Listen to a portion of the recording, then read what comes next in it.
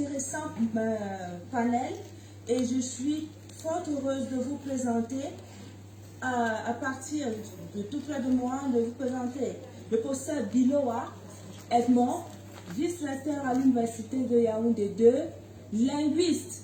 Il a obtenu son doctorat en Californie. C'est lui qui nous a enseigné la périphérie gauche. C'est ça seulement que j'ai retenu. Et c'est l'un des plus grands enseignants que nous ayons eu et nous sommes fiers de le recevoir ici en tant que panéliste. Il interviendra en seconde position pour nous parler de l'état de la production en langues africaines dans les départements de linguistique. Vous verrez, c'est vraiment intéressant.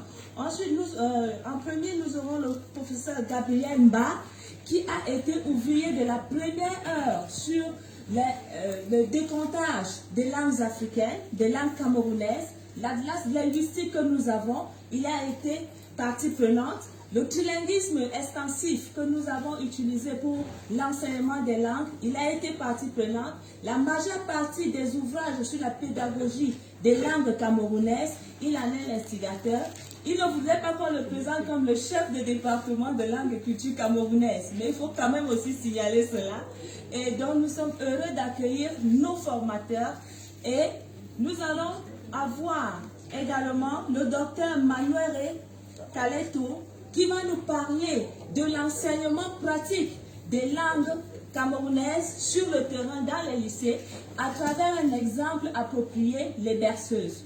Et enfin, nous aurons le professeur Matateyou, grand écrivain, mais d'abord un linguiste, un littéraire, ancien directeur adjoint de l'école normale supérieure. Il a eu tellement de casquettes qu'on ne pourrait le citer, mais ses œuvres parlent d'elles-mêmes. On pourrait constater qu'il a écrit une pléthore de livres sur la littérature orale. Et cette littérature promeut nos langues comme on ne le pourrait pas. Moi, je serai à la modération. Julien Dignou Messina, je suis professeur à l'université de Yaoundé 1. J'enseigne les langues, le français et les langues africaines dans un partenariat. Moi, je suis hybride. Donc, je ne saurais être aussi spécialiste que ceux qui le font entièrement. Je vous remercie. Et sans plus tarder, nous allons donner la parole au professeur à Fabiola Eko, qui va vous dire un mot de bienvenue.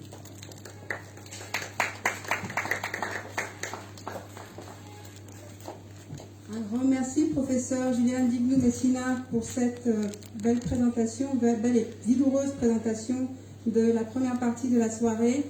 Je suis très heureuse de vous retrouver aujourd'hui, après la première soirée de la Nuit des Idées célébrée au CIPCA vendredi dernier, qui était extrêmement dense, pleine de... Je crois que nous avons vécu tous un moment de savoir et de partage très particulier, très enrichissant. Et aujourd'hui, je pense que nous ne serons pas en reste, eu égard au magnifique programme et au beau panel que nous avons, qui va encore plus nous édifier, comme on dit au Cameroun. J'aime bien ce verbe. Donc voilà, juste deux mots pour présenter le CIPCA. Le CIPCA, c'est le Centre international pour le patrimoine culturel et artistique. C'est un projet qui a pour vocation de mettre en valeur la réflexion, les actions créatives autour du patrimoine. Pour ce faire, nous avons des partenariats, comme aujourd'hui, avec le monde académique, c'est-à-dire l'université, la table ronde qui nous réunit en première partie de soirée est notamment organisée en partenariat avec le département de langue et civilisation, de lettres et civilisation africaine de Yaoundé 1, dont fait partie le docteur Manuere. Nous sommes aussi en train de travailler à travers la présence et la participation du professeur Dignou dans le CIPCA avec l'ENS, l'École normale supérieure de Yaoundé. Donc voilà, ici nous sommes en train de concrétiser une de nos vocations qui est de rester proche du monde académique, sans lequel une réflexion autour du patrimoine ne peut être menée avec efficacité. C'est pour ça que je remercie à toutes ces valeurs intellectuelles que vous représentez, de venir soutenir le CIPCA à travers votre présence ce soir. Le SIPCA a aussi vocation à valoriser la question patrimoniale à travers les activités artistiques. Et en l'occurrence, vous avez ici 2 expositions temporaires qui vous sont présentées, que vous pourrez visiter pendant la soirée et qui seront démontées demain. Donc ce sera ce soir ou jamais pour certains. La première de Yvon Gassam qui s'intitule I Have a Dream, qui est un travail qui a été réalisé en résidence de création à Cotonou au Bénin en 2018, très riche. Le deuxième, c'est les traces d'une performance qui a été mise en place et réalisée ici par Frisson et Tongo. Nous avons par ailleurs une exposition d'œuvres en permanence en bas, au rez-de-jardin, de Gaspard Goman, Dieudonné Foucault, Jean-Michel Guissaquet, autant d'artistes qui nous sont chers et qui font partie de l'histoire, de l'ADN créatif du SIPCA. Voilà, donc sans plus tarder, je vous remercie encore. Je laisse la parole à notre modératrice affectueusement appréciée et vous souhaite une bonne soirée.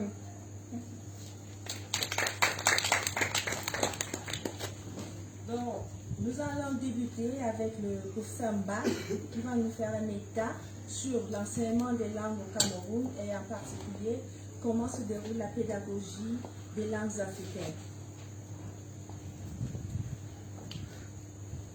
Merci Madame la modératrice de me faire ouvrir ce débat.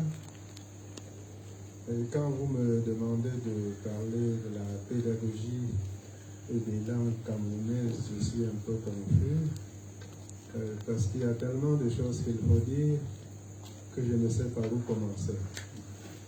Mais comme il faut dire quelque chose, je commence par le concept même de pédagogie des langues camerounaises. Je voudrais que l'on puisse retenir ce que nous appelons la langue, parce qu'il faut savoir quel est l'objet avant de savoir comment l'enseigner.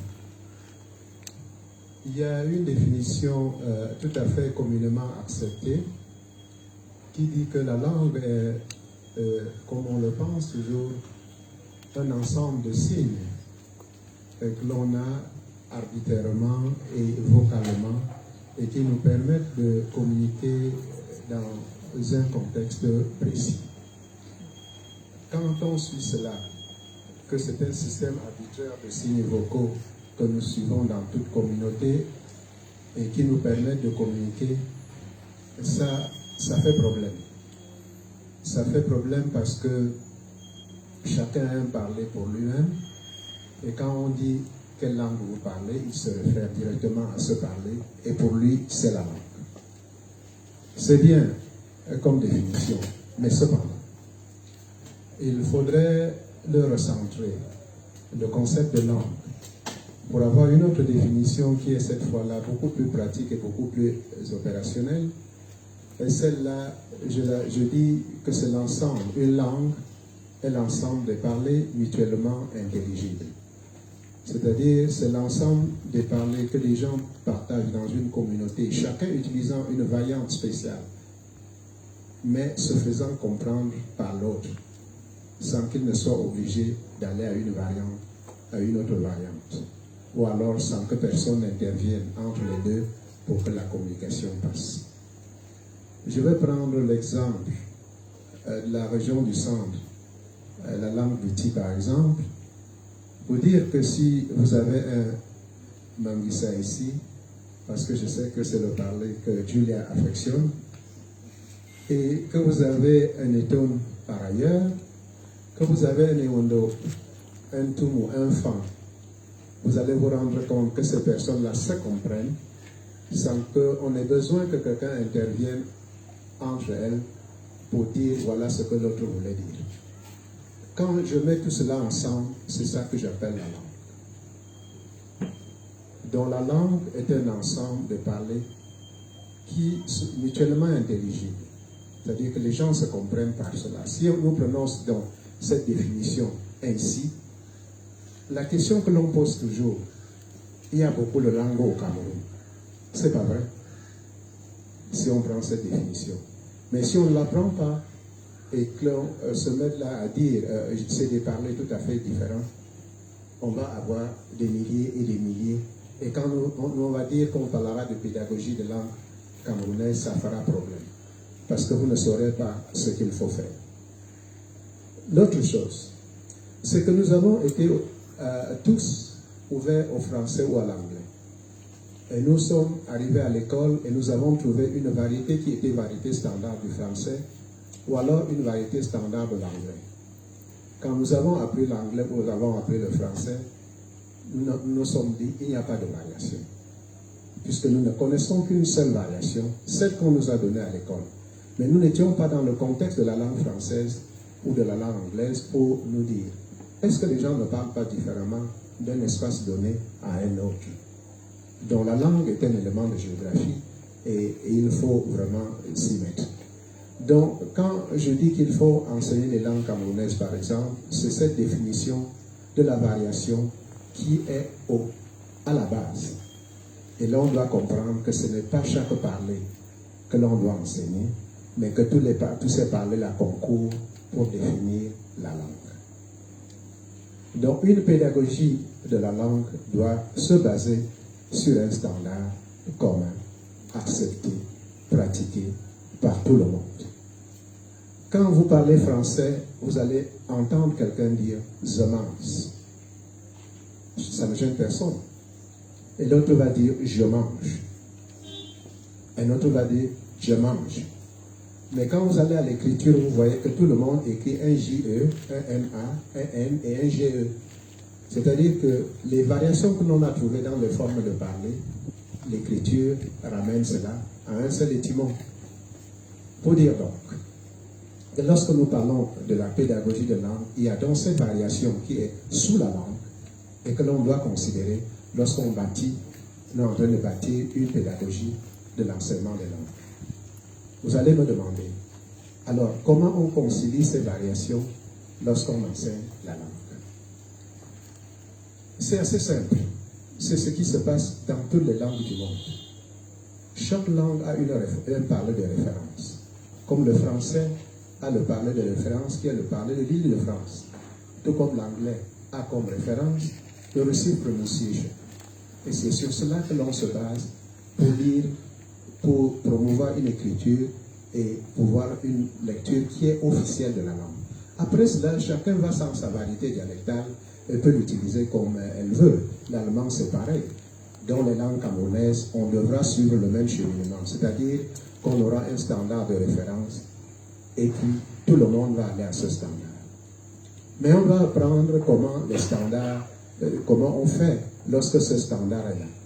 Lorsque ce standard est là, puisque nous avons défini la langue comme un ensemble de parlers mutuellement intelligibles, on doit faire ce qu'on appelle une harmonisation dialectale. C'est-à-dire, on peut se rendre compte qu'un mot, quand je dis cos, les autres peuvent dire quas, un autre peut dire un quest, mais on comprend que c'est une voyelle tout simplement à l'intérieur qui fait différence. On écrira que la forme du parler standard que l'on aura retenu. Mais il peut arriver maintenant dans la variation, dans l'harmonisation dialectale, qu'on ait des mots que le parler de référence n'a pas, mais que les autres parlers ont. Ou alors un mot qui a beaucoup de manières d'être exprimé différemment. Et ce n'est pas les problèmes de voyelles ou de consonnes, mais que c'est des mots complètement différents. Dans le dictionnaire de la langue, on fera donc des entrées différentes. On ne demandera pas, par exemple, sous le cas du petit, on ne demandera pas aux éondos s'ils veulent que ce mot-là entre dans le dictionnaire de la langue. Non, en ce moment-là, c'est le dictionnaire de la langue petit et non pas le dictionnaire de la langue éondo. C'est un moment important dans la pédagogie de langue. Parce que si vous ne faites pas ça, vous allez vous trouver dans la salle de classe. Vous aurez un ensemble de parlers, beaucoup de variantes. Or, il ne faut enseigner qu'une et une seule variante en classe. Mais cependant, il faut permettre que ceux qui ont d'autres parlers puissent l'utiliser à bon escient pour faire certaines choses. Personne n'est contre cela. Mais il faut maintenant que la forme officielle, écrite ou orale de la langue ait un sens. Ça, c'est le préalable pour le concept de langue. Un autre concept, c'est de savoir. Nous sommes en train d'enseigner les langues camerounaises. Mais vous ne pouvez pas enseigner une langue tout simplement dans un contexte multilingue comme le nôtre, en oubliant que les autres langues existent. Vous devez faire une pédagogie qui permette, comme on a à la langue particulière, mais que l'on se souvienne toujours que celui qui apprend cette langue-là va évoluer dans un contexte où d'autres langues sont présentes. C'est dire qu'il faut voir quelle est la fonction que chacune des langues occupe dans la société. Parce que ça va résoudre un problème. Puisque sinon, vous envoyez un enfant à l'école, vous dites, je voudrais qu'il apprenne les wondo, ou alors je voudrais qu'il apprenne le doigt. La première réaction du parent, de l'ami, du voisin, c'est je n'ai pas envoyé mon enfant à l'école pour qu'il apprenne le doigt. Je n'ai pas envoyé mon enfant à l'école pour qu'il apprenne les wondo. Donc, il faut, par rapport aux fonctions et au statut que les langues occupent dans la communauté, se doter d'une pédagogie qui permette que l'on puisse passer d'une langue à l'autre sans problème. C'est ce que nous essayons de faire, même en bâtissant les pédagogies des langues africaines. C'est-à-dire, lorsqu'on enseigne la langue africaine pour elle-même, on se bâtit maintenant des passerelles qui permettent que celui qui sait lire et écrire sa propre langue, qu'il transfère les connaissances qu'il a de sa propre langue vers une autre sans grand danger. Donc une pédagogie des langues camerounaises ne peut pas être une pédagogie de langue unique. Il faudrait que ce soit une pédagogie qui s'ouvre à plusieurs langues, qui bâtisse sur le contexte que nous avons, qui est un contexte multilingue. C'est de cette manière que nous formons ceux qui doivent enseigner les langues camerounaises. Pas qu'ils enseignent les langues camerounaises en regardant tout simplement le français, mais qu'ils comprennent qu'ils peuvent enseigner les langues camerounaises, mais cependant que dans un contexte multilingue, il doit avoir des outils qui lui permettent ou permettent à l'apprenant de transférer le savoir qu'il a dans une autre langue. Et même, quand on regarde le contexte camerounais, et on sait que quelqu'un qui parle la langue petit peut parler la langue de ma voisine, le Chipomon, peut vouloir apprendre cette langue. Il faudrait qu'on ait des règles d'écriture qui permettent que celui qui a appris les Wondo, qui puisse passer à cette autre langue-là, sans que écrire soit un problème. C'est pourquoi on a un alphabet général des langues camerounaises qui permet que celui qui écrit les doigts-là soit capable de lire le Foufoulé, soit capable de lire le Pupuri, sans avoir besoin de passer par autre chose. Parce que les manières de les écrire, les symboles d'écriture sont les mêmes, avec la même valeur phonétique et la même orthographe. C'est ce qui permet qu'on enseigne les langues camerounaises avec un peu plus de succès. Maintenant, quand on a le contexte scolaire, ce qui va se passer généralement, c'est que chacun se dit, mais qu'est-ce qu'on va enseigner à quel niveau?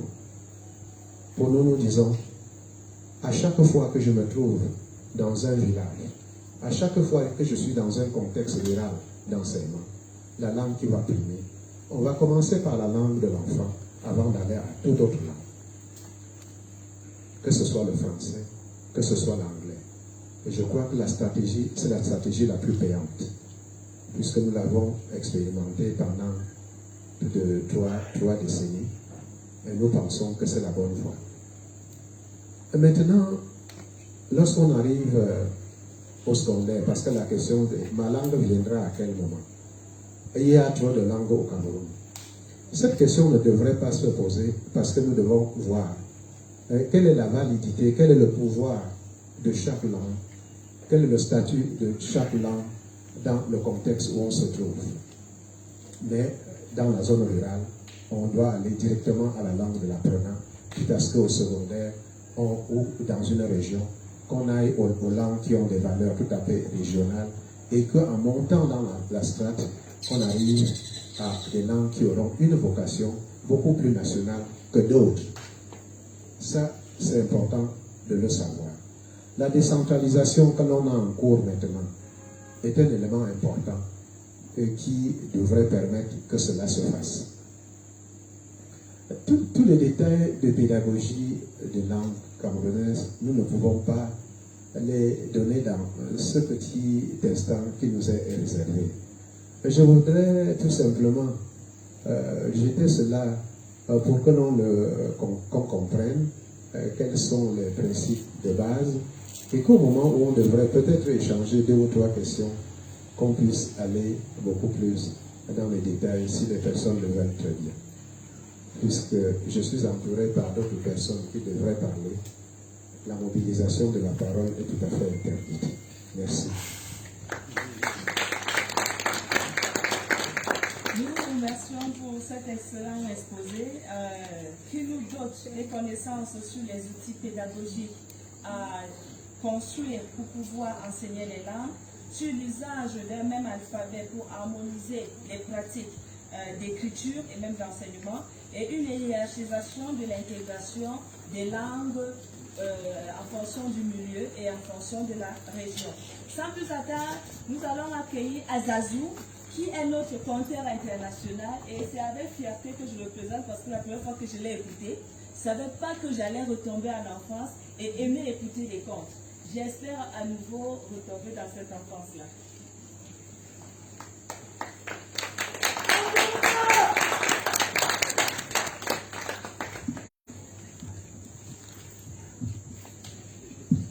Panga kumkanena muraboki moru muraboy. Manga kumkanena muraboki moru muraboy. Panga kumkanena ufu.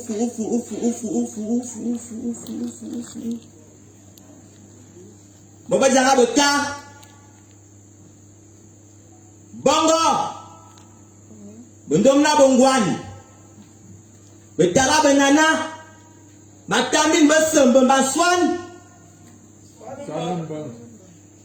ve ibu ene mabum va ibu te ya jirabui ibu te ya karna ma mesi avalnya yed ma mesi avalnya buni ma mesi avalnya cho ma la kumekana na ufu nyamsi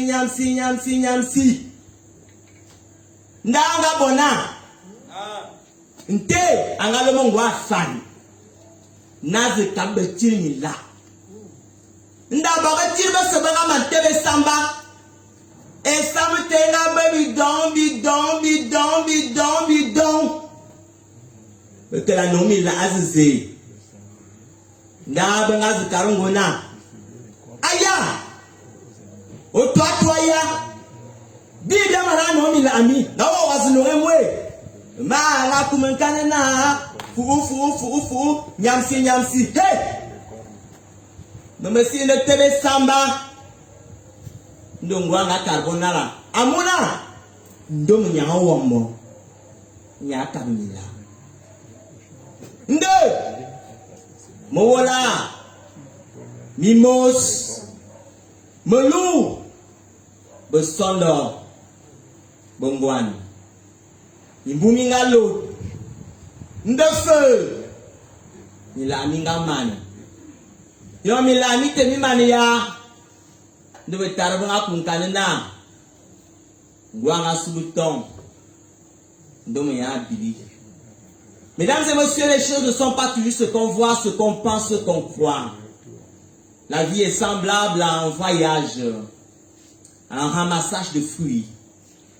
Il y a des jours aux avocats mûrs, des jours aux avocats tendres, des jours aux avocats pourris. L'histoire se raconte en une seule phrase.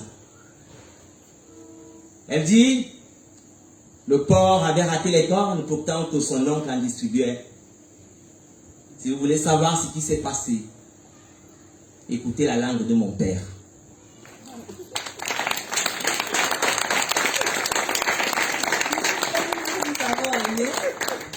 Et son adresse, je ne l'ai pas, mais lui-même se chargera de vous distribuer sa carte. Et franchement, c'est un plaisir de l'écouter. J'ai bien retenu que le corps a raté les cordes. C'était pour avoir été tué et tu ne sais pas mis en rang. Nous, on va essayer de s'aligner et d'écouter le professeur Binoa Edmond, qui a été le chef de département de linguistique pendant près d'une décennie. Et il va nous faire un état des avancées scientifiques, des productions scientifiques en langues africaines et même pour la description des langues.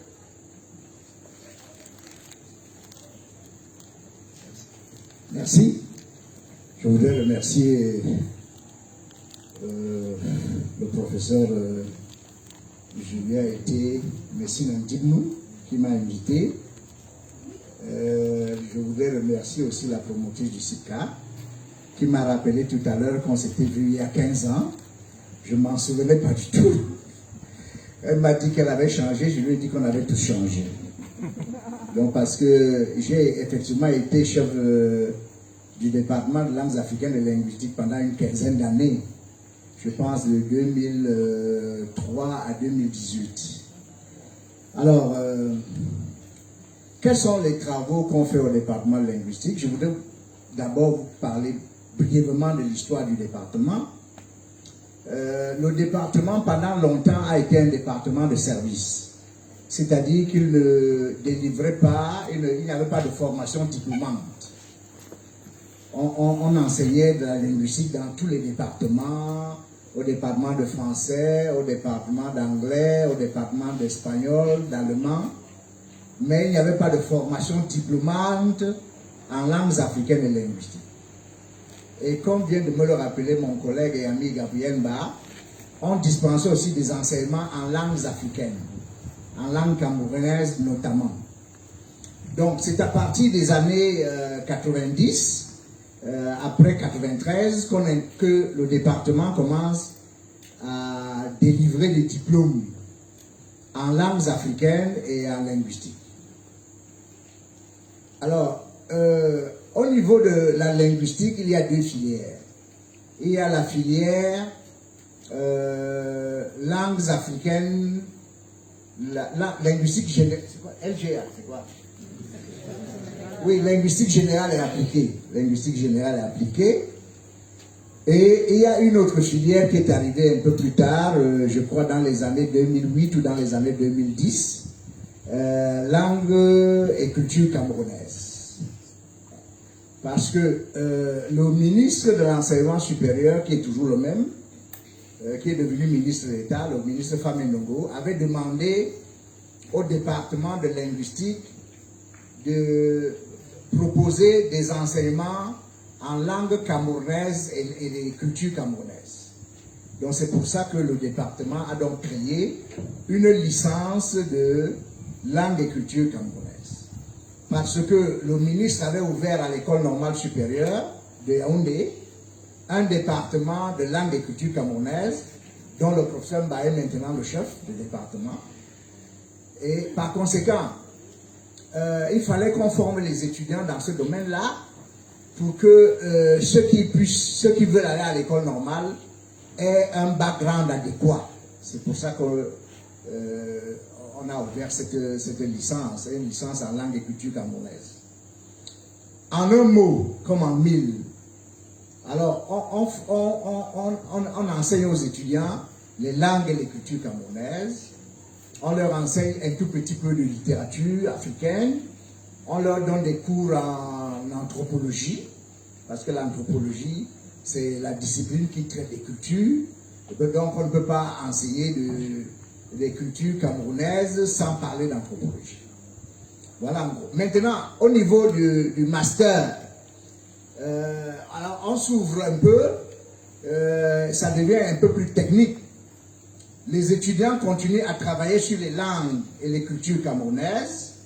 La preuve, madame le professeur Julien Été Messina a écrit une thèse sur l'enseignement des cultures camerounaises. J'ai eu l'ainsi honneur d'être le président de ce jury de thèse. Le professeur Assoumo a écrit une thèse sur l'enseignement, je crois, des langues. Bon, donc, on continue à s'intéresser au niveau du master à l'enseignement des langues et des cultures camerounaises. Mais on ne fait pas que ça. Les étudiants font des masters et des thèses en sociolinguistique, en psycholinguistique, en acquisition du langage, en pathologie du langage, en syntaxe, en morphologie, en phonétique, etc. etc. Donc, le département s'occupe aussi bien des langues africaines, des langues camerounaises, que de la linguistique en général. Donc, ainsi, pendant longtemps, on a enseigné le swahili au département. On a enseigné le swahili au département parce que c'est un département de langues africaines. Et le swahili étant une langue africaine, on l'a enseigné pendant longtemps parce qu'un de nos collègues, John Okwana, qui est ougandais, pouvait dispenser des cours de swahili. Et pendant longtemps, nous avons eu un collègue qui est maintenant aux États-Unis, le professeur Ngessimo Moutaka, qui est de la RDC et qui pouvait aussi enseigner le swahili. Donc, nous dispensons des enseignements non seulement en langue camerounaise, mais en langues africaines transfrontalières. Par exemple, on dispense des enseignements de Fulfulde. Le Fulfulde est parlé non seulement au Cameroun, mais dans beaucoup de langues, dans beaucoup de pays de l'Afrique de l'Ouest. Parce que l'idée, c'est que ce département doit s'intéresser aux problèmes linguistiques auxquels sont confrontés les pays voisins. Donc, nous avons dirigé des thèses dans ce département sur les langues du Tchad, sur les langues de la Centrafrique. Moi, le professeur Tchumbo et moi, nous avons dirigé une thèse sur le Bébot, qui est une langue du Tchad. Le professeur Jean-Marie Essono a dirigé une thèse sur le Saragambay, qui est une langue de la Centrafrique.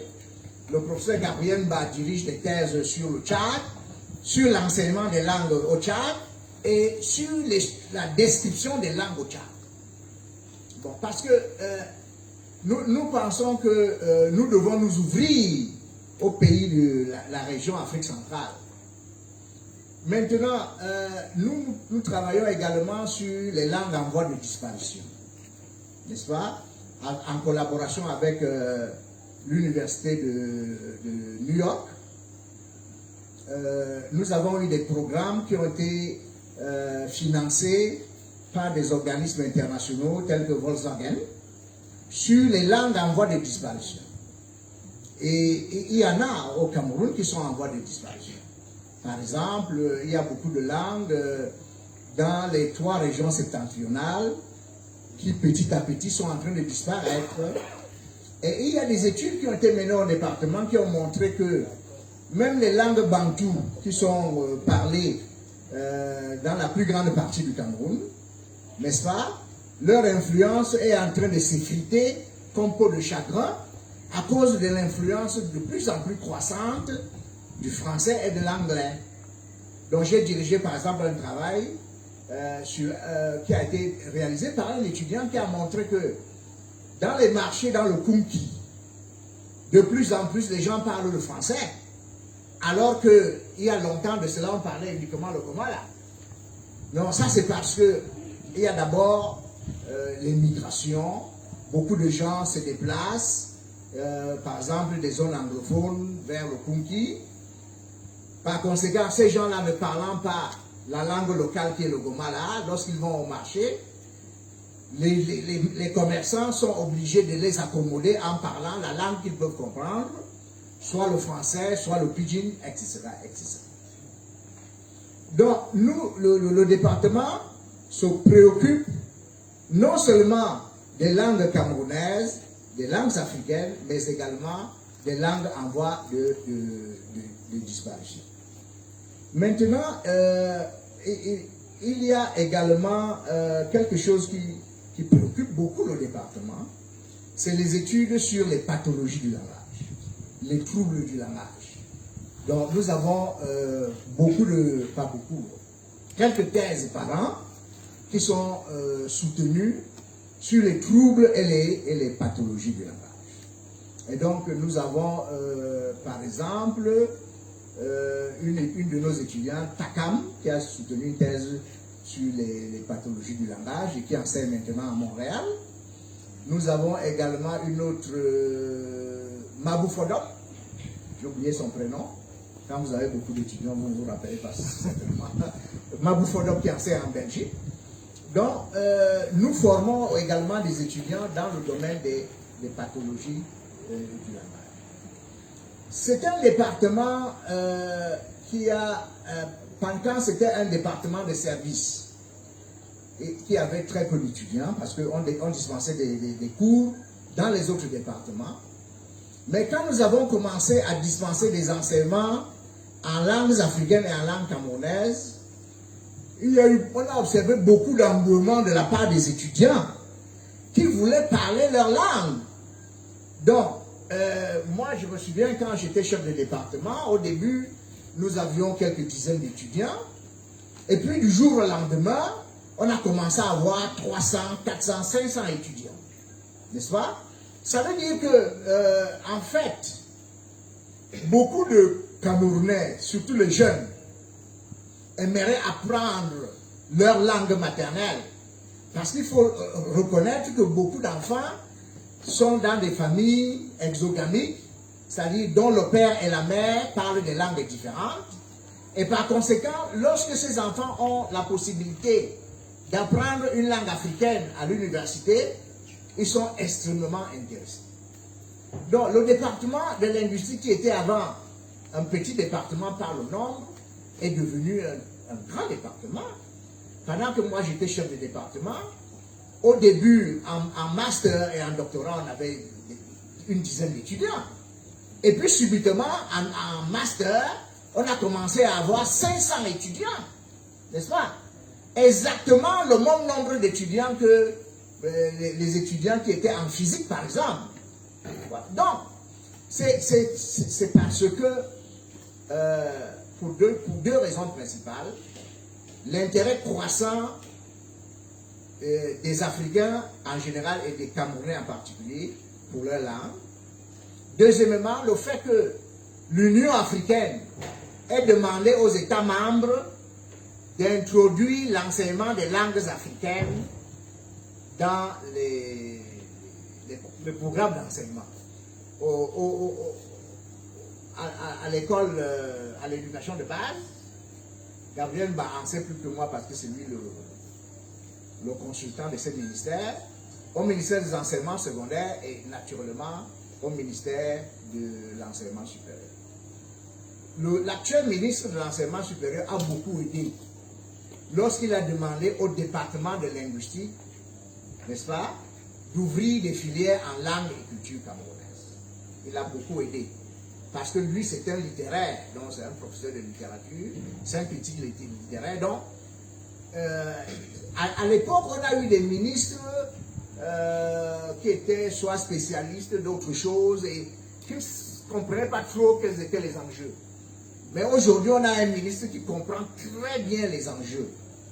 Et le fait que le ministère de l'Enseignement supérieur ait montré tellement d'engouement à développer les enseignements en langue et culture camerounaise a entraîné les intérêts des ministères de l'éducation de base et des ministères des enseignements secondaires. Bon, je ne vais pas monopoliser la parole, je vais m'arrêter là. Je remercie Judith, Julien Eté et Fabiola de m'avoir répété. J'ai un problème avec les noms, mais c'est parce que je rencontre tellement de gens.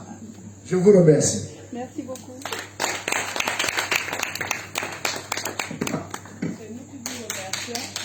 Et pour rappel, nous savons maintenant que si nous voulons apprendre nos langues camerounaises, il y a un département qui n'est plus un département de service, le département de linguistique qui existe à la faculté des arts et lettres et sciences humaines, qui est disposé à former les étudiants à la matière. Il y a également le département de langue et culture camerounaise à l'ENS qui est également disposé. Et hormis cela, nous pouvons également avancer avec des études scientifiques au niveau de ces départements-là. Et nous avions attendu Fleury, je ne le vois pas. Il s'est caché. C'est un grand ami. J'aime bien sa façon d'écrire en français. Mais aujourd'hui, il va nous déclamer une poésie en langue africaine. Ça, j'aimerais bien voir cela.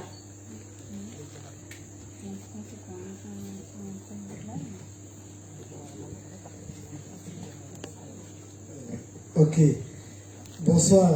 Je vais déjà commencer par m'excuser parce que le texte ne sera véritablement pas en langue. Parce que je ne parle pas très bien en langue, ce qui n'est pas un problème. Ok. Contemporain nocturne autochtone de l'instant. Prête l'oreille à ces quelques vers, inspirés des tréfonds des arcanes des fontaines. J'aime ma langue d'un amour incestueux. Ses contours ont les formes d'un fruit non mûr, dont la succulence traverse le temps et l'espace.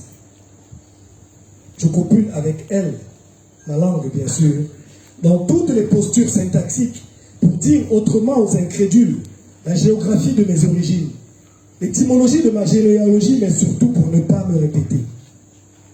Je suis fils de Corobipien, fils de la lance et du couteau vertueux, petit-fils de son mon Dieu, Gomei Pouchengaria. Casser mon nez, incendier mes fétiches, brûler mes bibliothèques, mes rites et mes rituels.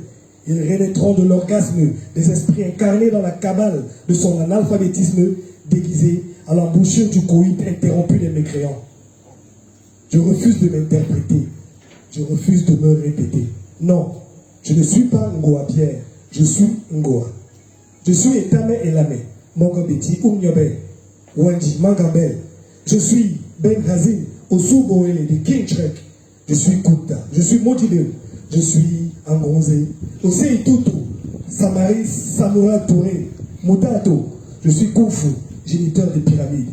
Je suis simplement Gamele Ngoubrio, l'authentique pâtre, celui dont toutes les années, toutes les saisons sont siennes. Merci.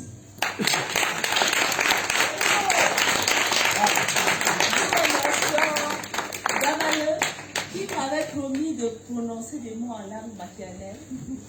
Et comme on dit en camerounais, il m'a déposé. J'espère que nous aurons une traduction de ce poème-là par les linguistes qui sont présents. Et comme c'était de la littérature, de la poésie, nous allons, pas comme il y a une distanciation, c'était pas pour dire qu'ils ne se joignent pas, mais la littérature aura été un très grand élément des langues africaines. Et les berceuses, nous les avons toutes eues en français et dans les langues maternelles. Et nous avons l'honneur d'accueillir le docteur Manouéré qui va nous dire comment cela s'enseigne au lycée, comment ces enfants de 6e et 5e peuvent retenir les maternelles berceuses pour